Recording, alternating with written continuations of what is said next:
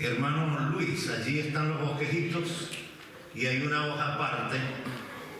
Esa hoja aparte es, celebramos el 31 de octubre, el día de la Reforma Protestante. Mientras el mundo alababa las tinieblas y adoraba a Satanás, nosotros celebramos el día de la Reforma. 31 de octubre del año 1517, y allí en esa hoja usted va a recibir dos hojas, una descripción de las 5 solas de la Reforma Protestante, el por qué Dios usó la vida de Martín Lutero como instrumento para traer un avivamiento a la iglesia que estaba cayendo en el error, ¿verdad? Y cómo su vida corrió peligro, pero fue un instrumento en las manos de Dios para enfrentar esta situación. Y gracias a Dios por Martín Lutero y por hombres como Zwinglio y otros reformadores que lucharon para establecer las doctrinas a la luz de la palabra de Dios. Es para leerlo en su casa y el bosquejo sí para utilizarlo aquí. Nos ubicamos por favor en Primera de Pedro, capítulo 2. Primera de Pedro, capítulo 2. Y vamos a leer nuevamente Primera de Pedro, capítulo 2, versículo 13 al 16. Primera de Pedro, capítulo 2, versículo 13 al 16. A los amigos que nos ven a través de las redes sociales, bienvenidos. Soy el pastor Luis Galvis de la Iglesia Bautista de la ciudad y nos contenta tenerlo con nosotros, aunque sea por las redes. Gracias damos a Dios por las redes sociales. Aunque algunos la usan para hacer mal, nosotros la utilizamos para que el nombre de Dios y su palabra corra y sea glorificado. Bien, nos dice Primera de Pedro capítulo 2, versículo 13 al 16. Aquí hay amigos que necesitan usar una Biblia, por favor, para que también nos ayuden a seguir en el pasaje y se ubiquen. Primera de Pedro capítulo 2, versículo 13 al 16. Dice la palabra de Dios: por causa del Señor, someteos a toda institución humana, ya sea al rey como a superior, ya a los gobernadores como por él enviados para castigo de los malhechores y alabanza de los que hacen el bien. Porque esta es la voluntad de Dios, que haciendo bien hagáis callar la ignorancia de los hombres insensatos, como libres, pero no como los que tienen la libertad como pretexto para hacer lo malo, sino como siervos de Dios. Yo los invito para que usted se quede ubicado allí en ese pasaje, porque es el pasaje base del mensaje de hoy. Querido Señor, bendecimos tu nombre por la preciosísima oportunidad que nos das de estudiar tu palabra. Te suplicamos en el nombre de Jesús que tu Espíritu Santo nos ayude a abrir nuestra mente, nuestro entendimiento, para que la palabra de Dios resplandezca en nuestros corazones. Esas verdades que tú nos enseñas, oh Dios amado, resplandezcan en nuestros corazones y podamos obedecerlas, para que a nosotros nos vaya bien en esta tierra y tu nombre sea glorificado. Y la boca de aquellos que se abre para hablar mal de tu pueblo, de tu iglesia, sea cerrada por la buena conducta, por el buen comportamiento, por el buen testimonio de los hijos tuyos en esta tierra. Muchas gracias. En el nombre de Jesús. Amén y amén. Estamos estudiando el tema siguiendo las pisadas del maestro, que lo hemos tomado del capítulo 2, versículo 21, y es interesante cómo las dos epístolas de Primera y Segunda de Pedro responden a esta inquietud del Espíritu Santo manifestada a través del apóstol Pedro. Porque nosotros creemos que seguir las pisadas del maestro es venir y cantar y orar y ofrendar y escuchar un mensaje, y me voy para la casa y entre semana vivo como yo quiero. En el trabajo vivo como yo quiero. No. El apóstol Pedro está escribiendo una iglesia que está en sufrimiento. Y no solamente que está en sufrimiento, sino que la está preparando para las pruebas fuertes que venían. Quien gobernaba en el tiempo de esta iglesia era Nerón, el quinto emperador del Imperio Romano, el más cruel de los emperadores del Imperio Romano. Practicaba el empanamiento, no lo puedo decir aquí públicamente, pero usted averigüe, investigue qué era el empanamiento, cuál era ese tipo de castigo. Ok, mis amados hermanos, y llegamos al capítulo 2, versículo 11 al 13. Decíamos la semana pasada que un hijo de Dios, un hijo del rey, uno que es linaje escogido, real sacerdocio, nación santa, pueblo altamente estimado por Dios, rechaza todo deseo de la carne, versículo 11. Esa conducta nociva a nuestra salud y que tiene una guerra permanente contra nuestra alma, batalla contra el alma. Versículo 11, la última parte. Decíamos en segundo lugar, mantiene una conciencia delante de los gentiles, delante de los paganos, sea donde quiera que esté hay paganos, mantiene una conciencia limpia. Y la boca de los que la abren para maldecirnos, la boca de los que la abren para decir cosas malas de nosotros, se cierra y glorifica a Dios nuestro testimonio.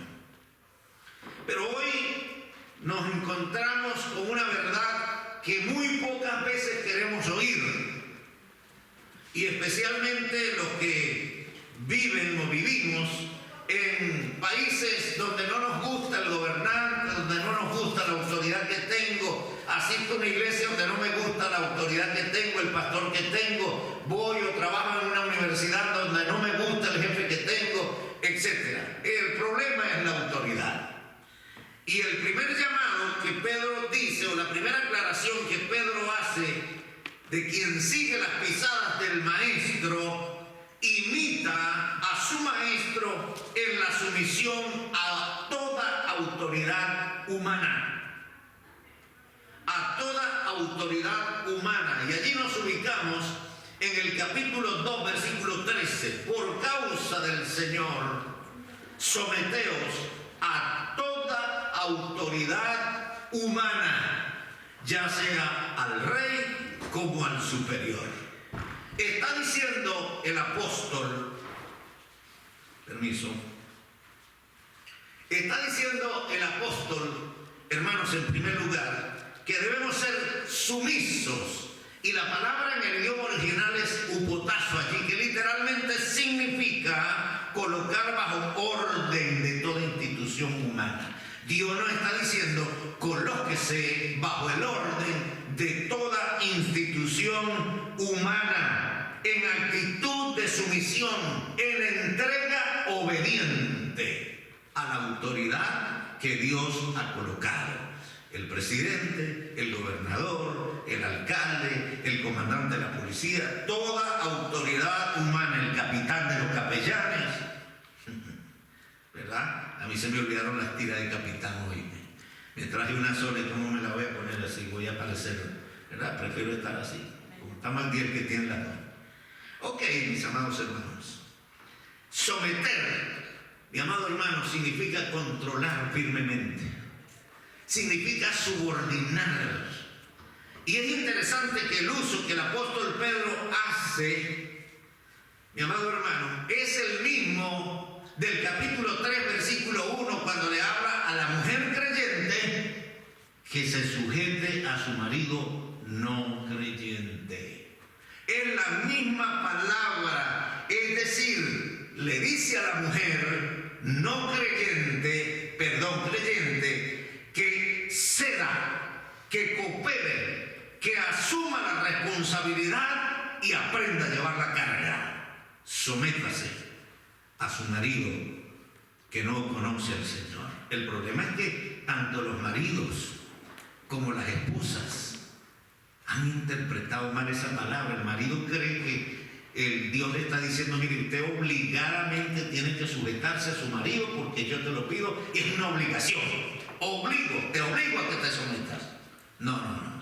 Es decir, el marido cree que es un dictador.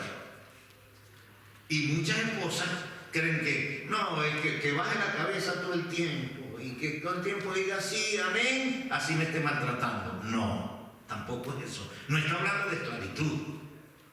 Está hablando de sumisión, de ceder, de cooperar, de asumir la responsabilidad. Coopere con su marido. Usted se casó para estar al lado de él, para formar un equipo.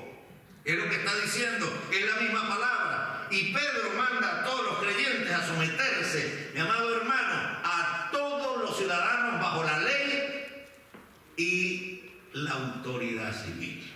Es decir, debo obedecer. Pastor, y si el tipo es un dictador, tengo que someterme.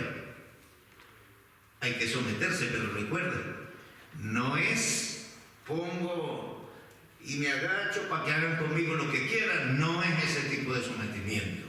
Ya vamos a ir aclarando, ¿ok? El pueblo de Dios, hermanos, debe vivir en humildad y en sumisión, como lo enseña la palabra del Señor. En humildad y sumiso en medio de cualquier sociedad hostil, rebelde, pagana, esa sociedad que nos calumnia, pero como hijos de Dios debemos ser sumisos a la autoridad, respetar la autoridad. La sumisión implica no buscar mis intereses propios. ¿Ve cómo vamos aclarando? El asunto es que en estas situaciones de autoridad a veces comprometemos nuestro testimonio cediendo para conseguir algo, ¿no? Significa ceder a mis derechos. La sumisión implica no buscar el propio interés, sino asumir un compromiso voluntario de servicio a los demás. Yo puedo servir a cualquier autoridad, no importa si no es de mi gusto, pero como hijo de Dios estoy llamado a servir. Y es increíble lo que en el estudio de esta epístola he conseguido, mis amados hermanos. Cuando el Señor nos dice que nos sometamos a la autoridad, el Señor se lo está pidiendo a una iglesia perseguida. Y el Señor lo está pidiendo para evitar la persecución. ¿Cómo puedo yo evitar la persecución de gobernantes que no están de acuerdo con mi fe? Sujetándome a ellos, no haciendo lo que ellos quieren. Recuerden, es ceder a mis derechos. Una hermana llegó a la iglesia, teníamos una clase en la escuela dominical para matrimonios. Su esposo era inconverso. Y estábamos hablando de la sujeción de la esposa al esposo. Y ella se paró y dijo: yo no estoy de acuerdo con eso, pastor. Y no estoy de acuerdo, y no estoy de acuerdo. Y me refutaba. Hasta que un día el Señor la trató y ella se dio cuenta que la mejor manera de ganar a su marido era sumisa a su marido y no rebelándose. Porque todo el tiempo andaba revelando: no, yo no te puedo obedecer porque tú no eres cristiano. No puedo hacer las cosas porque tú no eres cristiano.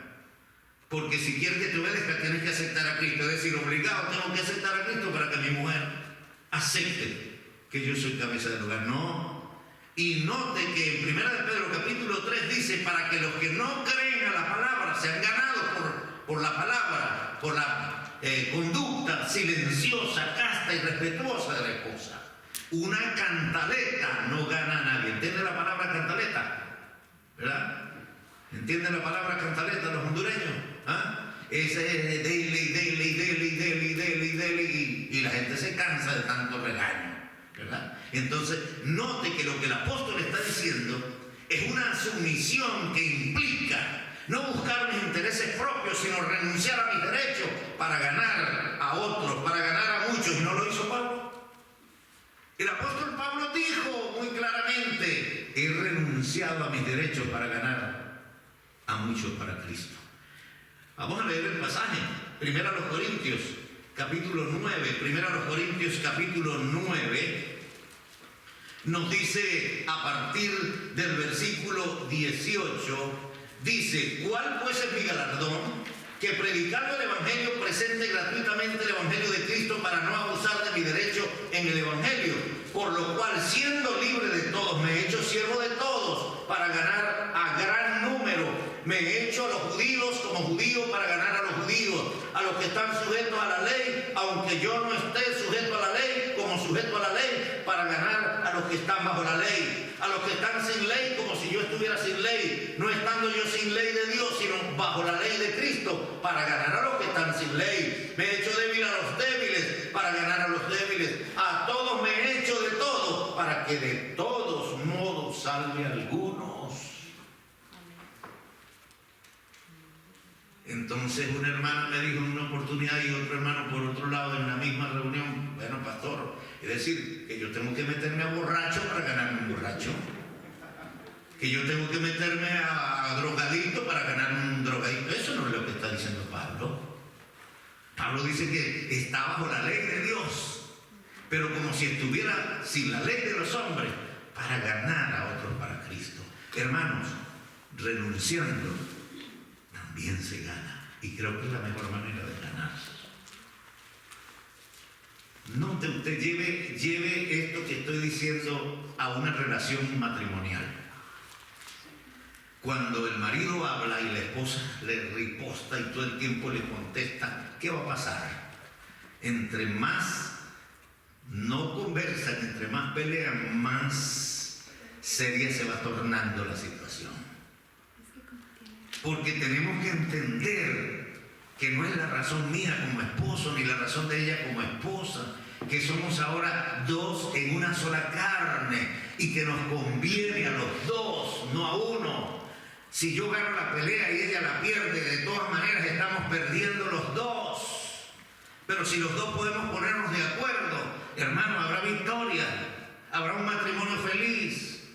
Si aunque no estemos de acuerdo con la autoridad que Dios ha puesto, nosotros humildemente renunciamos a nuestros derechos, vamos a estar al servicio del prójimo, que es lo que el apóstol Pablo nos está enseñando. Ahora, mis amados hermanos, esta sumisión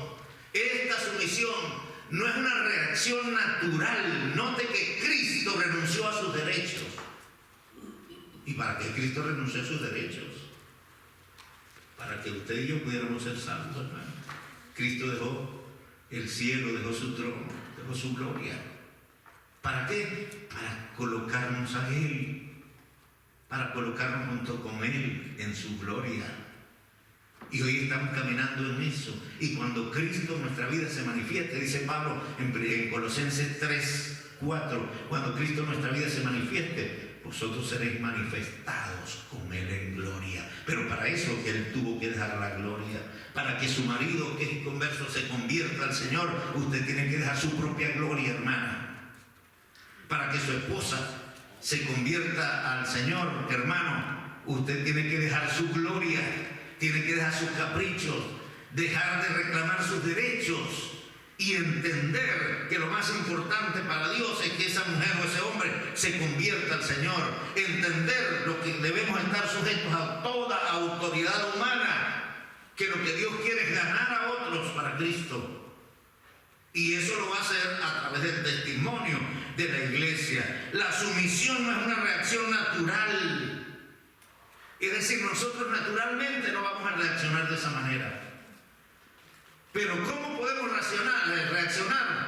¿Por qué podemos reaccionar? Hermano, porque tenemos nada más y nada menos que el control del Espíritu Santo. Hemos cedido el derecho de nuestra vida al control del Espíritu Santo y esa reacción es sobrenatural. Como humano no quiero, como humano digo no puedo, pero el Espíritu de Dios que está en nosotros y que nos fue dado, no para que te tires al piso, no para que te revuelques, no para que hagas disparates, no, te fue dado para controlar tu propia carne y tu propia vida. Mi propia carne y mi propia vida, dice el apóstol Pablo en Efesios 5:18, porque ustedes están siendo controlados por el Espíritu Santo. Por eso podemos sujetarnos, hermano. La gente dirá, ay, pero estos sí son bobos, estos sí son mensos.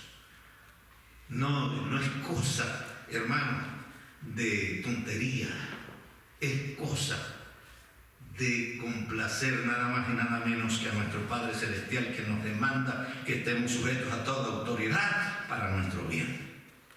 Ahora, notemos la razón, la causa, por qué debemos hacerlo. Dice, por causa del Señor. Hay gente que dice, no, yo amo al Señor. Pero hacen todo lo contrario de lo que el Señor lo dice. ¿Eso es amor? No, hermano, eso no es amor.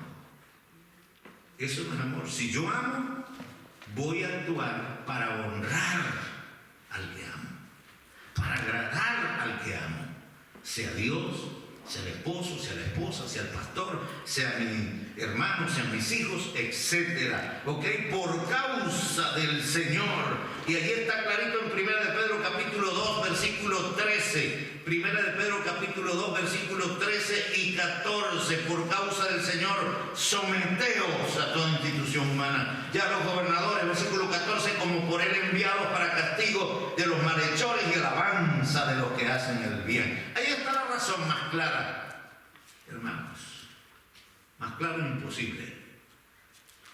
Dios no está queriendo sujetarnos a caprichos de otros, sino a su voluntad. Y si nos sujetamos a su voluntad, no vamos a sufrir. Mientras yo comprometo mi testimonio para estar bien con alguien o alguna autoridad que a mí no me gusta, que yo no puedo aceptar, que es contraria y proclama los principios en contra del Evangelio, si yo obedezco al Señor, es seguro que el Señor me va a bendecir. Tenemos ejemplo en la Biblia, hermano. ¿Acaso Daniel y sus amigos no fueron obligados a comer de la comida del rey? ¿Lo hicieron? No. Porque ellos amaban al Señor. Y eso que fueron manipulados, mira, no es posible, tienen que comer, porque si usted no come me van a matar a mí. Yo soy el responsable de ustedes. Y cuando el rey los ve a ustedes pálidos, amarillos, llenos de anemia, me van a matar a mí. Y ellos dijeron, no, nosotros amamos al Señor, honramos al Señor, y el Señor nos va a ayudar en esta situación. Y cuando presentaron los muchachos y todos los magos y todos los adivinos y todos los que tenían esta especialidad, de los 3 muchachos, cuando presentaron a los 120, ¿a cuántos hallaron mejor? A los 4, hermanos. ¿Y por qué los otros no estaban mejor si habían comido de la comida del rey? Si habían bebido de las bebidas del rey. Ah, porque estos honraron al Señor y eran obedientes. Y tenían excusa para no hacerlo. No, nadie me está viendo. Mis padres, mi familia, mis paisanos, mis compañeros israelitas, ellos están allá, nosotros estamos aquí solos, vamos a hacerlo. No, hermano, honraron al Señor. Y luego fueron obligados a adorar la estatua del rey. Y me impresiona de los versículos de Daniel que más me impresionan a mí, es Daniel capítulo 3, versículo 17. Miren, y yo lo voy a decir en lenguaje popular. Mire, rey, haga usted lo que le venga en gana. Póngale toda la temperatura que usted quiera a ese horno, que el Dios a quien servimos puede librarnos del horno de fuego ardiente. El mismo Dios que libró a Daniel, a José y a todos los hermanos en el pasado del Antiguo Testamento y de los primeros años de la iglesia, es el mismo Dios que te llamó, que te salvó y que te da la victoria. Pero nosotros tenemos que mostrar que lo amamos verdaderamente, por causa del Señor. No hay otra causa, hermano, solamente por causa del Señor. ¿A qué tipo de autoridad debo someterme? A toda institución humana. Escuche bien, a toda institución humana. Es interesante que la idea en el idioma original significa a toda institución creada y ordenada por los hombres. No está diciendo creada y ordenada por parte de Dios. La idea en el idioma original y Reina Valera, así, la palabra que se utilizó se interpreta así: a toda ordenanza de hombre. Ahora, aclaramos, el griego clásico se atribuye con más frecuencia a los hombres que a Dios. En el griego clásico esa idea se atribuía más a los hombres que a Dios. Pero note cómo se va remontando la situación. Se refiere a cualquier tipo de organización humana, a cualquier tipo de organización humana que implica, mis amados hermanos, relaciones estables que se sostienen en el tiempo y cumplen el propósito de glorificar a Dios. ¿Cuáles son esas instituciones? La familia, el Estado, la iglesia, el Estado, el gobierno, la escuela. Esas instituciones responden a la necesidad del ser humano en cuanto a preparación, capacitación y muchas cosas. ¿Ok? Son instituciones estables que el enemigo ha querido destruirlas, y más a la iglesia y a la familia y al mismo Estado. ¿Ok? Esas instituciones que contribuyen a fortalecer nuestras relaciones como seres humanos, los unos con los otros, que cumplen el propósito de glorificar a Dios y bendecir a todos los involucrados. ¿Para qué fue hecho el hombre? ¿Qué nos dice Isaías 43:7? Todos los llamados de mi nombre, para gloria mía, los he creado. Pero nosotros hemos invertido el orden. Dios, tú existes para complacerme a mí. Así que deja de exigirme tanto, porque yo no existo para complacerte a ti. Si tú eres mi padre, tienes que complacerme a mí. Actuamos como niños, hermano, que le dice a su papá: no, mira, haz esto. Le dice el papá o la mamá al niño, a la niña: mira, haz esto. No, yo no lo quiero hacer. Lo haces porque yo soy tu padre o tu madre y te lo estoy pidiendo. No lo voy a hacer. Yo no te pedí que me trajeras. ¿No han escuchado ustedes eso de mí? Yo no te pedí que me trajeras. Tú estás obligado a complacerme a mí, porque yo no te pedí que me trajeras. Yo no te pedí que me hicieras. Hermanos, así actuamos con Dios. Pretendemos que Dios viva para complacernos a nosotros y no nosotros para honrarlo a Él. Por eso Isaías dice en el capítulo 43, versículo 7: todos los llamados de mi nombre para gloria mía los he creado, los formé y los hice. Y más adelante dice: yo no comparto mi gloria con nadie. La gloria es mía. No la comparto ni con ningún otro Dios, ni con ningún otro ser humano, porque la humanidad se debe a mí. Yo lo creé, yo lo hice. Existen por mi voluntad, pero nosotros creemos que Dios debe cumplir nuestros propósitos y caprichos, y nosotros, vivir en nuestros placeres sin reconocer que Él debe ser honrado en todas nuestras acciones. ¿No dice también Efesios capítulo 3, versículos 20 y 21 que la gloria solamente le pertenece a Dios? Por todas las edades, y aquel que es poderoso para hacer las cosas mucho más abundante de lo que pedimos o entendemos, según el poder que actúa en nosotros, a Él sea la gloria. ¿A quién? A Él, a nuestro Dios. ¿Dónde? ¿O por cuánto tiempo? Por todas las edades, por los siglos de los siglos. Amén. Es Él el que merece la gloria, no yo. No, Señor, que yo tengo cáncer y tú estás en la obligación de sanarme. ¿Y quién dijo eso? Dios no tiene obligación moral con nosotros. Dios no tiene ningún tipo de obligación con nosotros. Nos salvó por su misericordia, por su bondad, por su gracia. Soy yo quien le debe mi vida, quien le debe mi salvación.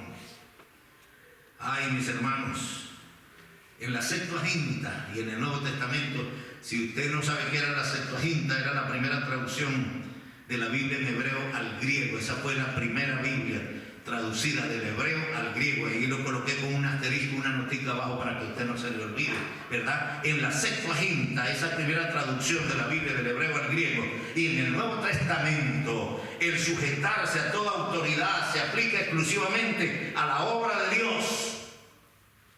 Y Pedro se refiere a las instituciones que son fundamentos de la sociedad. ¿Cuáles son las instituciones que son fundamentos de la sociedad? El Estado, la familia, el hogar. Son parte del plan de Dios para nosotros, para que nos organicemos disciplinadamente. La sociedad necesita esa disciplina. ¿Por qué la familia, hermano, está en decadencia? Yo tengo 69 años. Pronto voy a cumplir 70, si el Señor me permite llegar a los 70. No lo sé, ¿ok? Es interesante que los padres le hablaban a uno con la mirada.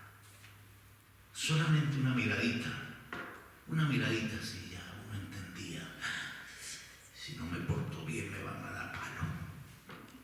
Y esa miradita valía mucho, muchísimo.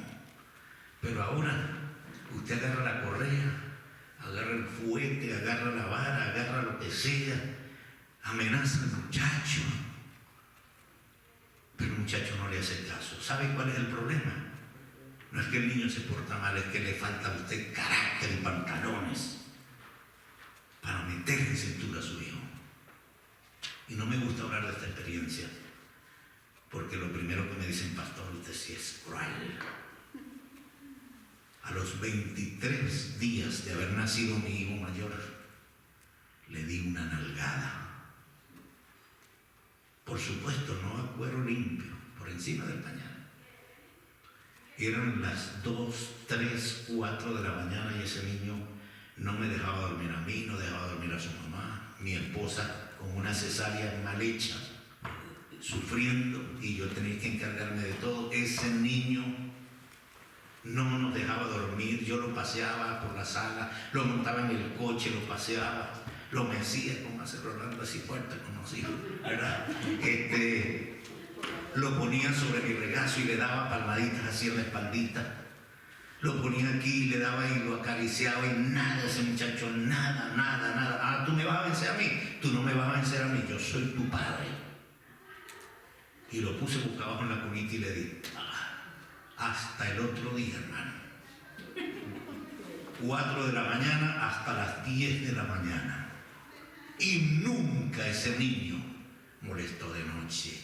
Nunca nos hizo levantar de noche por sus berrinches. Y es mucho más alto que yo. Él vive aquí en Elca. Y yo le digo, hijo, mira esto, así, sí, está bien, papá. Pero háblele así a un niño. Usted se cansa. Y me da risa ver a padres gigantotes correr detrás de un niño y no son capaces de controlarlo. Hermano, mamá controló 11 y los 11 respetábamos a mamá. Los 11. Mamá no tiene queja de mí, no tuvo queja porque ya está con el Señor de ninguno de los 11 hijos. Hoy hay padres que tienen uno solo y no pueden con uno solo. ¿Qué será si tuvieran 11, hermano? Por eso necesitamos la disciplina. Esa expresión del apóstol Pedro puede traducirse sin temor a equivocarnos, de agregar o quitar a la Biblia, sujetados a toda institución divina entre los hombres.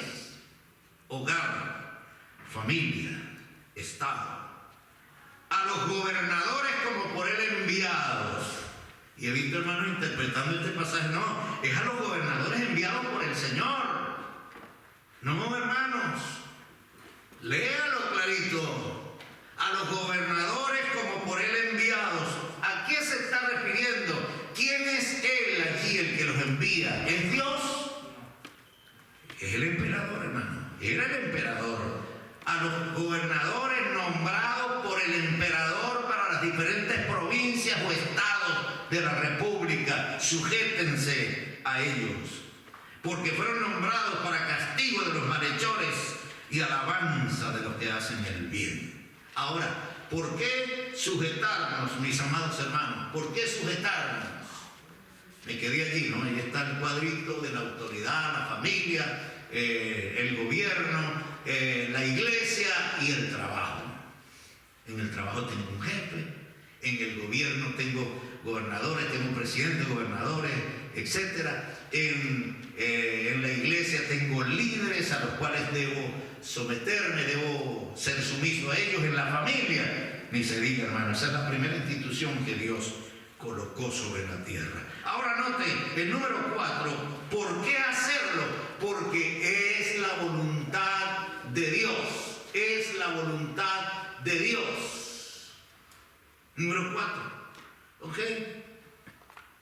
Y todavía hay gente que dice, no, pastor, ¿cómo puedo yo saber la voluntad de Dios para mi vida? Ahí está, hermano. Sumisión. Sumisión. ¿Sabe usted cuál es la verdadera liberación femenina? A la luz de la Biblia, que la esposa sea sumisa a su esposo. Y la esposa que es sumisa al esposo disfruta de verdadera felicidad. ¿Sabe usted cuál es la verdadera felicidad para nosotros? Sujetarnos a la autoridad. Porque cuando sujetamos a la autoridad como Dios lo manda, Dios nos libra de cualquier mal en relación a la autoridad sobre nosotros. ¿Ok? Porque es la voluntad de Dios. ¿Qué es la voluntad de Dios? Que haciendo el bien, ¿cuál bien? Pregúntese, ¿cuál bien? ¿A cuál bien se refiere el Espíritu Santo? Contexto, capítulo 2, versículo 11. Absteneos de todos los deseos carnales que batallan contra el alma. Ese es el primer bien. El segundo bien que debemos hacer, el respeto al prójimo. ¿Cuál prójimo? La autoridad. Todo el prójimo, hermanos, pero no importa quién sea el prójimo, debemos respetarlos. Debemos respetarlos. Usted debe ver en el rostro de un hombre, así sea un delincuente, usted debe ver la imagen de Dios en su vida. Que está deteriorada, que está echada a perder por causa de su rebeldía y del pecado, eso es cierto. Pero ¿acaso el Señor no nos envió a los enfermos? Y el mismo Señor dijo, yo no he venido a rescatar a justos, sino a pecadores del arrepentimiento. No he venido para rescatar a justos, sino para sanar a los que están enfermos. Esa gente fue hecha a imagen y semejanza de Dios. Y usted estuvo en la misma situación antes de conocer a Cristo, que no era un delincuente como otro, ¿verdad? Que hacía esto y aquello y cosas malas y que vivía en la cárcel. Ok, pero de todas maneras no había perdido la imagen de Dios en su vida. Porque es la naturaleza pecaminosa la que nos gobierna a nosotros cuando no tenemos a Cristo. Y debemos ver en cada hombre, porque es nuestro prójimo, la imagen de Dios. ¿Y cuál sería el resultado? Versículo 12 y versículo 15. Hagáis callar la ignorancia de los hombres insensatos, de los hombres estúpidos, tontos. En otras palabras, ¿ok? Hagáis callar la ignorancia de los hombres insensatos. ¿Cómo cerrarle la boca a la gente que pelea con nosotros? Yo fui invitado muchas veces a hablar a los pastores. Y habían algunos pastores que se me acercaban y me decían, ay hermanito, ayúdeme, ¿qué hago yo? En la iglesia tengo hermanos que quieren gobernarme, en la iglesia tengo hermanos que quieren rebelarse contra mí, me hacen frente, hermano, etcétera. Ay, hermano, yo le digo, bueno, ¿sabe cuál es la mejor que usted debe hacer? Vea en ellos la imagen de Dios. Y en vez de pelear con ellos, arrodíllese y clame al Señor para que el Señor trate con ellos. Y una vez que el Señor trata con ellos, hermano, entonces ya cambiarán de actitud. Pero si nosotros nos enfrascamos a pelear con ellos, la cosa se torna difícil. No, pero es que un hermanito que presentó un plan de trabajo en una iglesia, un pastor, y entonces los que siempre se levantaban contra él decían, no, eso no sirve. Tienen que hacerlo de nuevo. Y el pastorcito iba y hacía de nuevo el plan. Y llegaba por segunda vez con el plan. No, eso no sirve, eso no sirve, eso no sirve. Todo el tiempo una criticadera. Y yo le decía, mire, ¿saben cuál es la mejor manera de callar a la gente que te hace la guerra? Hermano, haga el trabajo, póngalo a trabajar y se quedarán tranquilos. Porque la mejor manera de callar a la gente, no, que eso no resulta, que eso no es así, que eso no resulta, que aquí lo hicimos y nada ha pasado, seguimos igual o peor. Hermano, que se haga el trabajo. Cuando la gente comience a ver los resultados, son los resultados los que le van a callar su boca. Eso es lo que está diciendo Pedro. Para que haciendo el bien, hagáis callar la ignorancia de los hombres insensatos. ¿Sabe cómo vence usted el mal? Romanos 12:21. No se ha vencido de lo malo. Vence el bien. Está despierto, ¿eh? Vence el mal con el bien. ¿Cuál es la mejor manera de vencer el mal? Haciendo el bien. Pero nosotros creemos que es peleando, argumentando, que yo tengo la razón. No, la razón la tiene Dios. Número 5, ¿cómo hacerlo? Como libres. Hágalo como libre, mi amado hermano, como libre. Guardémonos de las pasiones sensuales, esos malos deseos. Guardémonos de, mis amados hermanos, de las pasiones políticas. Mire, nosotros no podemos decir que no hemos caído en eso. Yo he caído muchas veces en criticar a los gobernantes. Hemos caído en eso, pero esa es la mejor solución. No, hermano. Que no me gusta lo que está haciendo el presidente con los migrantes. Hermano, alabe a Dios, glorifique a Dios. En estos días me eché una matada aquí, hermano. El día que me llamaron para decirme que tenía cáncer, gloria a Dios, Señor. Tú lo planificaste para mi bien. Porque estoy combatiendo esa situación con esa actitud. Y me caí, hermano, allá atrás, al final del pasillo. Abrí la puerta y me fui caminando hacia atrás mientras observaba cómo iba viéndose la imagen para grabar el directo a tu corazón. Y hermano, me enredé con un bloque y me fui. Tengo este brazo bastante golpeado, hinchado, pero sabe que mientras me iba cayendo y ya cuando me caí, gracias Señor, gracias. Tú permites esto para mi bien, Señor. Para que en vez de caminar para atrás, porque tú no me hiciste para caminar para atrás, mire para adelante. Claro, hermano. A veces nosotros caemos por estupideces, por decisiones tontas, hermano. Y Dios nos está enseñando esto para aprender como libres, pero no como los que tienen la libertad como pretexto, como excusa para hacer lo malo, sino como siervos de Dios. Es lo que dice, ¿ok? Como siervos de Dios, amado. Hagámoslo de manera libre. No tengamos la libertad como pretexto para hacer lo malo. ¿Y qué es lo malo? Si nosotros vamos al contexto y revisamos lo que somos. Capítulo 1, versículos 3 y 4. Nacidos para una esperanza viva, no para una esperanza muerta. Para una esperanza incorruptible, no se corrompe nuestra esperanza. Para una esperanza inmarcesible, no se muere nuestra esperanza, permanece en el tiempo. Y un día nos vamos a apropiar de esa esperanza definitivamente y para siempre. Ese es el contexto que está mencionando el apóstol. Y esas cosas malas es el irrespeto a Dios viviendo en nuestros deseos carnales. Hermano, deje el mundo quieto, deje su carne quieta, rechácela, mátela, la vieja naturaleza. Que eso no está honrando a Dios. Lo que nosotros hacemos para complacer nuestra carne no está honrando a Dios. Te honra a ti, te complace a ti. Pero Dios está siendo deshonrado. ¿Por qué? Porque cuando los que no conocen al Señor, tu familia, tus amigos, tus compañeros de trabajo, te ven haciendo eso, no van a creer en el Evangelio, hermano. Y Dios no te puso a ti aquí para complacerte a ti, sino para cumplir la gran comisión, mis amados hermanos. Esas cosas malas como pueblo santo es el irrespeto a Dios viviendo en los deseos de la carne.